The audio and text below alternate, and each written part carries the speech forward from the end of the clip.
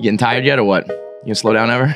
No, when you get to slow down in perpetuity. Oh fuck, man! I was just making conversation, and here we go, dude. But, I mean, the fact that one day we will all die and then you're just sleeping forever makes me kind of think like, fuck it, let me just squeeze this at bat. Yeah, but also doesn't it make you sometimes think like, fuck it, I'm not gonna do all this? This is where all the GaryVee content comes from. That's how I felt in school. That's how I would feel if you told me to make my bed. Right. Fuck making your bed, right? The most inefficient thing of all time. Ever. Well, I go fucking back and forth with it. No, because you get brainwashed by Big Ben, who's like, make your bed and you'll be successful. Well, like, it is undeniably more comfortable. That's true. But you know how to fix that? Air conditioning. Yeah. Because if your bed's cold, even if it's messy, that's true. It feels good. Yeah. 100%. So no, but like honestly, on some real shit, I love being an entrepreneur. I love being an operator. I love doing my thing. Yeah. And if I go into any second of, because I'm a human being, of like, this blows, I don't try to like rah-rah myself. It's okay to have a bad day. Mm-hmm. It's okay to have like especially when it's raining. Fuck rain. Like, I don't know how those Seattle dudes do it. Like, yeah, there's some depressing shit year round, rain man. is like some weird shit. Wait, where's like home for you right now? New York. New York. You stay here, right? I always stay here. But like rain gets me. Like rain's like my kryptonite a little bit. Like if it's really rainy and like and I'm a little tired. Fuck it, it's done. Ooh, I'm like, I gotta really fight that first hour. Anyway, nonetheless. I was always like that in college. The second it was like, and like when I was in college, I was working out. I was like, well, I'm not going to class, but I was working out. And the second there was rain, it was like, dude, we're not going to go. It's work out over. today. It's over. It's crazy. Can't possibly go outside with this water. I can't even drink today. Like we're just, That's just insane. it just becomes TV watching day. Could you ever do like LA, West Coast, somewhere where it's nice all the time? Like if you hate the rain, go. You know what's funny? At 46 now, I'd be lying if I didn't say the last 5 years that I've gone to Miami and LA. When I would wake up, like if I have to give a keynote or if I'm having a meeting, if I flew in the night before, when I wake up and like kind of open the hotel, and that sunshine hits my chest like a beam, I'd be lying if I didn't say, oh, this is how people get tricked. I get it. Yeah. To live here. right. I definitely. But also those places, I feel like don't match you. Like, no. They don't match your Listen, constant I'm pretty funny. and I'm shit. high energy. I go hard on the field. But like when I'm off the field, like using a sports analogy, I love relaxing. Yeah. What I am is all in or all out. Right. Like my ideal vacation is 10 days on the beach. Do nothing. Right. How you feeling about the Jets? You know this. I did something. You're an educated I've never done this year. Oh, I can't. I for the first time in my life took a step back. Oh, I didn't. I decided to go the other way. You went all in. I could feel all the homies taking a step back because I get it. Yeah. Because even my body was like, it's time to take a step back. And I said, no step back, monster. Yeah. I'm gonna double down. Yeah, you always do. So I'm like doubling. But I think you made the right move, and maybe I'm just drinking the Kool-Aid again. But I feel like there's actually something brewing, and now I'm almost mad at myself for taking a step back this year. There's something brewing. But I felt, brother. I felt great this year. I believe. Though. I was like, I was a different person. 100%. Not having this like dread every week. Do you know why I even understand why people get mad at each other over politics? Is sports. Yes. Yeah. It's the same shit. It's just like rooting for a team. I am so upset that the world has become so blue and red, and all I'm trying to do is be like, motherfuckers, it's purple. Every one of you are purple. Like, of course you believe in we need that because we're just going right. Yeah. And then in sports, I'm like, well, now I understand. Yeah. I'm like, exactly. Yeah. And I'm really, but that's what's scary about politics is that it's becoming, maybe it always has been, but we're just realizing it, but it's becoming more like sports, which is the most irrational thing that we do. 100%. Scream and yell at each other about fucking sports. It's 100%. Yeah. I mean, the level of hate I have for poor Mac Jones for no reason. He's just a nice guy. He's like a great dude. He's like I'm dying of fire, bro. At least Brady was like fiery and like whatever. It was easier to like, this poor doof is just walking around smiling. One of the nicest things that New England has ever done for the New York franchise is drafting Mac Jones, because when those pictures of him as like a model came out, like that's perfect fodder. But him on the runway doing like the things, like that's. But Brady had that shit too. Brady early on, Brady had that where he was at Carnival with Giselle, looking goofy. Like Brady going down the Migos photo. Yeah. No, I think that I went all in, and as you know, this is the best. If you're smart, if you're like a good football fan, you understand things. This is the best a Jets fan could feel in a very long time. Yeah. You don't know the full answer at quarterback. Right. You'd be lying if you did. Right. Though his last 5 games were totally different than the beginning of the season. Yeah. But what you do know already, if you're a real football fan, is Elijah Moore can play football. Mm-hmm. Michael Carter can play football. Mm-hmm. Elijah Vera-Tucker can play football. Right. Even like the Brandon Michael Carter, the 2 from Duke, can play football. Like, and what really resonates for me is the Joe Salah combo in drafting. Like I can't even tell you. Joe had a big draft, and Joe, I feel like he needed it because the tide was about to turn, and that draft is it's been huge for him. And they have top 5 money. They have 4 picks in the top 38. And we've had that before, but I never trusted the people in place to spend that money. I think Mike McCagnon is the worst GM in NFL history. I don't know. Idzik was pretty bad too. Brother, this is where Jet fans get confused by branding. The Idzik thing feels bigger. Yeah, but McCagnon was way worse. Yeah. Idzik walked into Mike T's, and I love Mike T, but he walked into a mess. Yeah. He had to clean it up. Right. He blew his draft pick, those 12 picks, he blew it, which fucked us. Mike had 5 years. Right. Mike passed on Patrick Mahomes when we needed a quarterback and took Jamal Adams. Yeah. Like nobody talked. We didn't have a quarterback. That was tough. We had Josh McCown. That was tough. Like I don't understand what people. Wait, Josh McCown was the quarterback of the Jets. He was the income. He was. With Patrick Mahomes on the board. It was actually Ryan. It was Ryan Fitzpatrick. It was Fitz. A couple young up and covers named Fitzpatrick and McCown. It's just insane what the Jets did under Mike. He completely decimated the franchise. Yeah. You know, Sam Darnold's one of my favorite human beings, but if he doesn't go and turn it around quick here, the Jets traded multiple low round picks to get Sam, right? Like he decimated the franchise. He gave a ton of money to. So I feel like you stay pretty positive, even though like I know you know that stuff, right? Like I stay realistic. Yeah. Listen. I might be positive publicly. If you were hanging out in my apartment when the Jets play, I'm a fucking disaster. That's a good question for you. At what point, I think I know the answer already, but like you're a businessman, entrepreneur and all that, but now you're also just kind of like a influencer star. You know what I mean? It's almost like more people know who I am. Right, but you know, I'm saying like when Jim Cramer became like Jim Cramer, the TV guy, and no longer the financial analyst. I say, like, where are you just like I'm trying to put out content versus I'm trying to like, make money business? That's a really interesting question. I don't even think in those terms. Right. I am just navigating. It all kind of like works. I kind of have this big framework of like my ambitions and my selfless agenda, meaning I want to buy the New York Jets. I'm a businessman. I'm trying to do shit. Like I'm deep Web3 because I think it's the future. Like I'm putting in the time because that's an opportunity. I run a humongous company with 1,800 employees. I'm trying to build an empire. I have a personality trait that is unusual for an empire building assassin. Which is I'm not tearing down everybody around me. Mm-hmm. I'm not a sharp elbows. I'm a nice guys actually finish first dude. Right. And at some point I realized enough people were watching me that I'm like, fuck it. Let me like really teach people that this is possible, that you can be very successful and happy and you don't have to be a dick face. Right. and so what ended up happening was a lot of things happened. Trash talk, my garage sale videos. Mm-hmm. What is that? That is hundreds of people, thousands of people, tens of thousands of people emailing me over a period of time saying, Gary, you keep talking about investing in startups, but I don't have $25,000. In fact, I'm $6,000 in debt and I have $93 in my bank account. What do I do? And you know, you're getting this constantly. And at some point you're sitting on a plane and saying, fuck, I got to do something.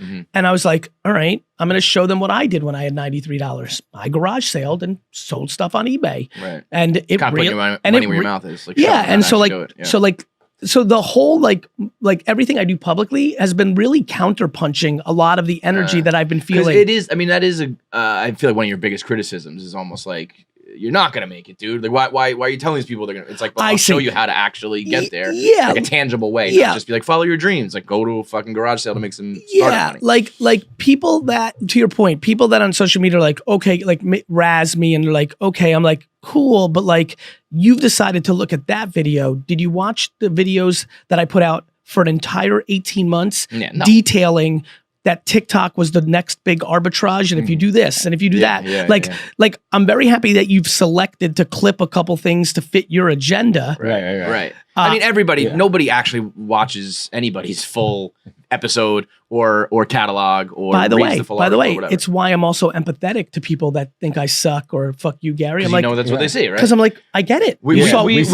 like when people are like, do your research. It's like, no, people don't do their research. They look at a headline, they look at the video, and they make the decision. I completely understand why people hate Barstool. Yeah, I get it. Yeah, you look the stuff you've seen. Makes sense. I would hate to. Yeah, absolutely. So I'm very empathetic to that.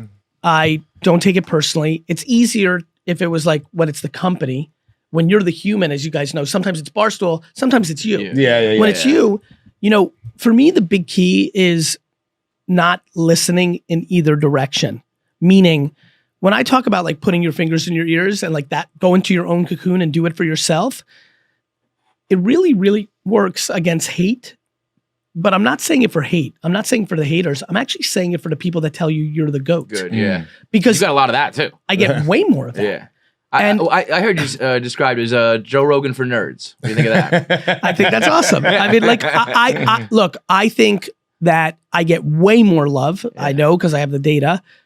But I don't hear that either. Yeah. Well, that can almost be more dangerous, I feel like sometimes. Well, this is my point. When you get high in your own supply, you're finished. But there's got to be that in between. That actually one of my biggest regrets in my career is one of my biggest regrets is, especially because we do comedy, is I'm way more self-deprecating than I am. I'm never one to be like, we did it or whatever, And I kind of wish I was a little bit more over the last like 15 years, because I think people started to kind of reciprocate that vibe. And I'm like, wait a minute, I can say it, not you. Fuck off, 100%. Here's some good news. How old are you? 36, almost 37. This is perfect. When I was 34 years old, I worked in a liquor store. Yeah. Like, it's I weird. keep trying to remind people, people loved, like, listen, one of the fun things, like, my favorite thing right now is these 5 or 6 comedians that fully impersonate me. Shit is so funny. Yeah. And they, you got a lot of, I got a lot of spiel things to do. Yes. Yeah. The one guy, when he added I bite my nails all. When he added that, I was like, these fuckers are so good. It's like saying a child who, like, they know exactly how to get and for me, it's like truly, like, this is where I'm lucky. Like, I'm flattered. Yeah. Like, when they're like making fun, I'm flattered. But what, one of their favorite shticks, like the cliche go-to, if you're going to impersonate me, is 80-year-old person comes up to me and I'm like, how old are you? 80. You got fucking time. And it's funny. I get it. It makes me laugh. You know what's banana shit though? I believe it so much you couldn't imagine. Yeah, no, if you really understood when you said 36 to me, what my brain did, it's so uncomfortably early. Yeah. Like, dude, we're gonna die tomorrow. I'm halfway done. I'm cashing out at 70, you might die because you're a degenerate. but like most people don't. Most people don't. It is. We were talking about this recently. I was talking about this with someone where it's just like we were just talking about smells and like how like it's so weird that like you'll never experience what it's like for me. Like just like you won't even know what that smells like to me. Like how it's me and my mom, because my mom's got like a really like sensitive nose. And I'm like, you walk in, like, I don't smell anything when I walk in a room. She's like, you don't know how horrible it is when I walk in a room. Yeah. And like, you don't know what it's like in my head when I hear that I'm 33. I'm like, that's over, dude. Like, I don't know. I guess I'll ride this out until I die. And that's it, dude. Like, I got nothing else. Bro, honestly, on some real shit, we're obviously having fun with this. If people understood how much that thing is the thing, like how that fucks up people, like people genuinely feeling it's too late, depressed in their 30s and 40s, which is insane. And they're not going to listen to their 60-year-old parent. Right. Like, you don't listen to your parent ever. And so for me, it's like, it's just something I believe in. I wish people understood it. It goes down to accountability. It goes into like realizing you can shift on a dime. It's like, it's very real. I try to use like The Rock and like Marky Mark and like the Fresh Prince. I try to use like these people that have fully converted. Like all 3 people I just mentioned, we in America were like, oh, that's Marky Mark. Yeah. Like he's got abs and underwear and he's cool. Like he's a rapper. Like, but then he's a Mark Wahlberg, like the real powerhouse. Dwayne The Rock. Like I wish people just knew like shit evolves if you want. Second act, third act, 10th act. You really can. Yeah. You really can. Right. Like if you really, and when you said that, like I felt it, to be frank. Like I'm empathetic to like, hey, I can say it, but don't you say it, especially because I've worked my face off for 15 years. And like, it's really fun, Ricky in Ohio, 19 years old, you saying that. Well, but like, we do a lot of like, you know, we're lucky to be here and just fuck around on the mics. This isn't a hard job, blah, blah, blah. But like, it is, you know what I mean? Like we put a lot into it, but then people are just going off of our lead of us being like. Which is why you could do a little bit of what, like, if you want, and this will help people. If you want, you can use a different social platform to educate a little bit. For example, one of the most remarkable things you two could do is actually put out occasional content of like what you've learned of how to be better at doing this. Like there's a lot of kids 15 that want to be you with all their heart. And like one video of like, hey, I sucked at this and I got better at this and this is why, that just might help somebody. Right. You don't want to help anybody. I don't think I ever got better. This would be like your greatest challenge. If you did, I have no problem helping someone. If you did like entrepreneur therapy sessions, like 6 sessions with him, and try to turn it's like turn around the Titanic. I'll tell you why. When you're a Boston fan, no, this is real. This is real. People don't understand. This is why I'm so worried about it. If you're a 33-year-old Boston fan, never experienced anything. No, it's worse. You think you did something. Yeah, but you're a weak guy. See, I think there certainly is a person. But I'm like, we suck. That's the difference. It's better than that, you know. Like, that's like, what do you mean when you like? I get that as a knock, but like as like a genuine criticism, like I don't think anyone. No, there's a handful of people who think definitely, and then their psyche will be shaken. It's a hair subconscious. You're getting the winner endorphin hit from your fandom. I mean, Portnoy for sure thinks he's superior to other people because he's a Boston fan. No, he's always thought that. That's just Dave. Yeah, he's just superior to everybody. That's just Dave as a person. What do you think of Portnoy? I love him. Yeah, I think he's very underrated.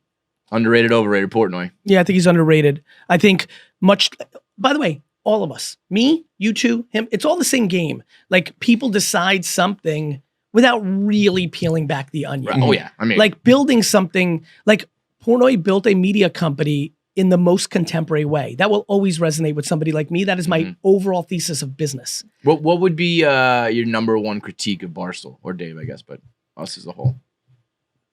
You know what's funny? And like, I'm not trying to be overly nice. It's just not something I pay attention. Like, I don't have a great answer. Like, I don't know. Like, if I could see your P&L, well, sure, I could be like, you overspend on X, or you. You probably see a lot of that. You know, like bagels. You know, but like for all the public. Like, look, in a political climate that we're in now, anything like this is going to feel too male.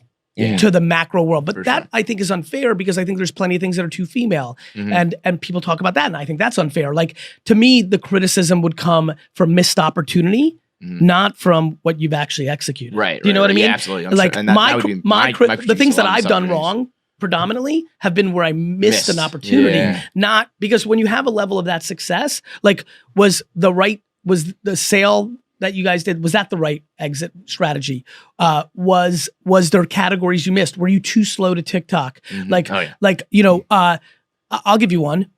Ready? If you're like, no, Gary, let's go deeper on this. Don't give us a bullshit answer. We're going to give you the P&L. Do you know the first place I would go? I would look at your merchandise business. Here's why.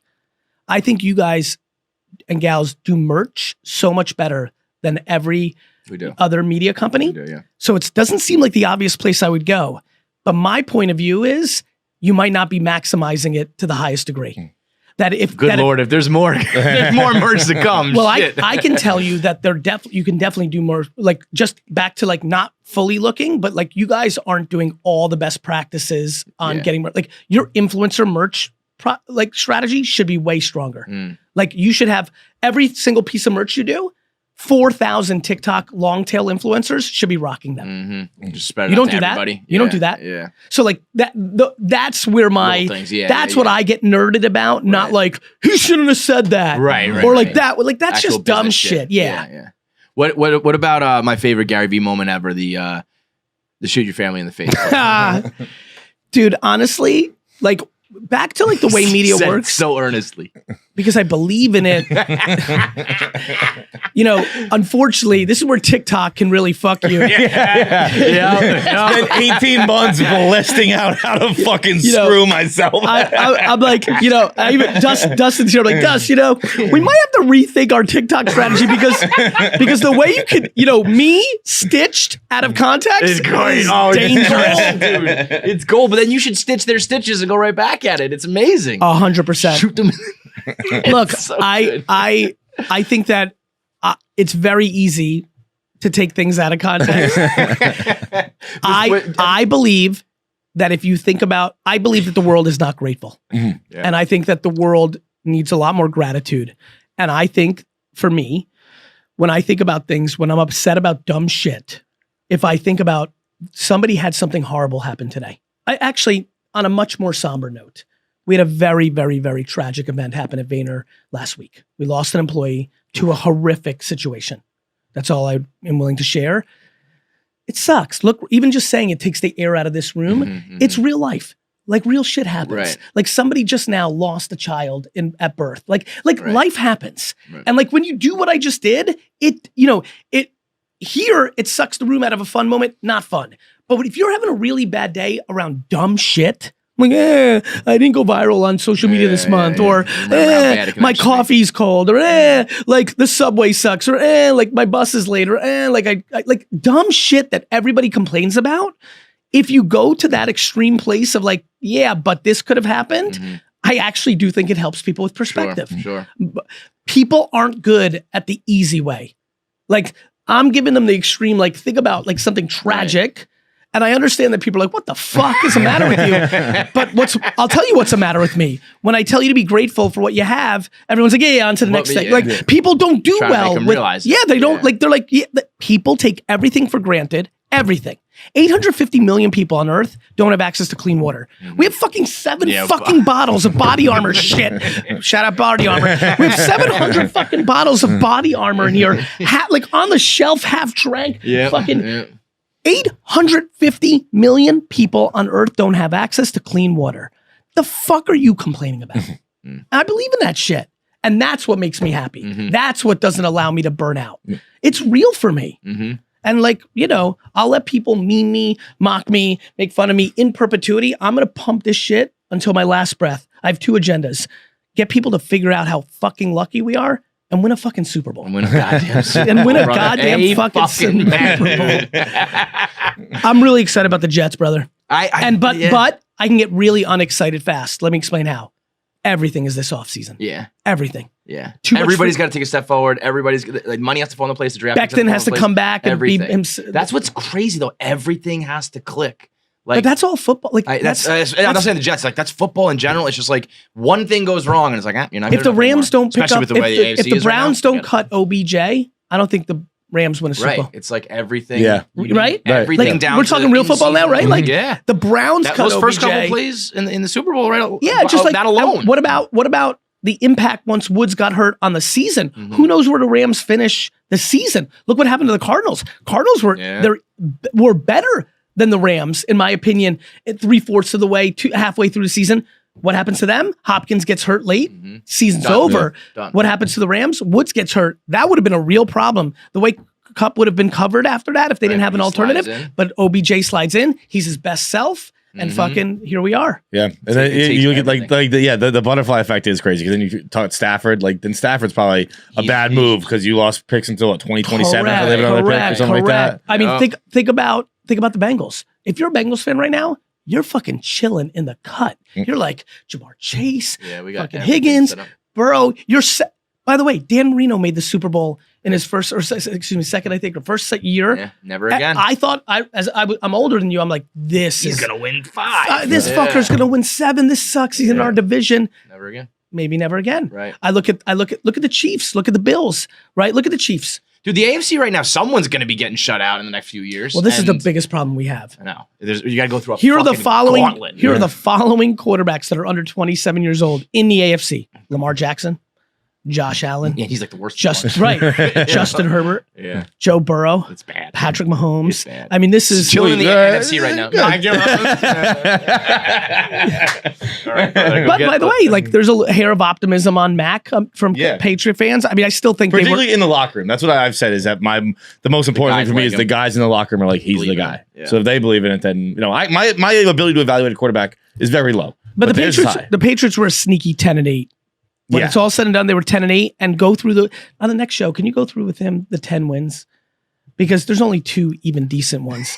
The other 8 are straight garbage. And so like, let's not get too excited about there was a 7-win streak that was like legit, mostly destroyed teams. That's right. Like, they were very by the way, injured. the Chargers win. It sold us though. The Chargers win was very impressive. The Titans win was impressive. Those are impressive wins. Yeah. But the Chargers didn't make the playoffs, and the Titans lost immediately. Were very hurt. So yeah, they were very hurt when we played. So real quick, I gotta leave with this. We destroyed the Browns. I have to go. That was a big win. Right, who also didn't make the playoffs. But it looked all those. It was like, we just kicked the Browns' ass. Hell yeah. It looked good at the time. We were down. Bad. But you also annihilated the Jets the second time. You annihilated Jacksonville, like 50 spots. And for Belichick to have many seasons without Brady now, 5, where he's only won 1 playoff game. If the Patriots go the next 4 seasons and win no playoff games, I believe that the narrative on Belichick's career could get very weird. I think it could. I agree with that. And I was always retire if I was him. Because be done with this and not he's deal with that shit. But he knows he's a great coach because he is defensive coordinator. Like he is. But the legacy and the look, narrative. Let's call a spade a spade. Sure. If they don't win a playoff game in the next 4 years, it's going to get loud. It will get very people weird. like us. I'm going to be screaming it. I'm going to convert my entire media empire to one subject. I think it'll happen in New England too because the media is so a little, doesn't love Bill. And then there are fans who are diehard Brady guys. Oh, yeah. And so like I've always been more, it's Brady more than Belichick. Whereas Dave's it was more Belichick than Brady. And now that it was always fun because who cared? It didn't matter because we're both on the same team. Who gives a shit who it is? Now that it's separate, now that there are, diverting beliefs in it, then I think it will get pretty loud, whether he was actually a good quarterback or whether he just got really lucky. Let's hope coach. We're doing this. Let's hope we're doing that conversation in 4 years. All those young quarterbacks that are going to keep us out of the playoffs might still make me happy if they can pull off what I just saw. I got to get out of here. Boys, great to see you. Continued success. You bet.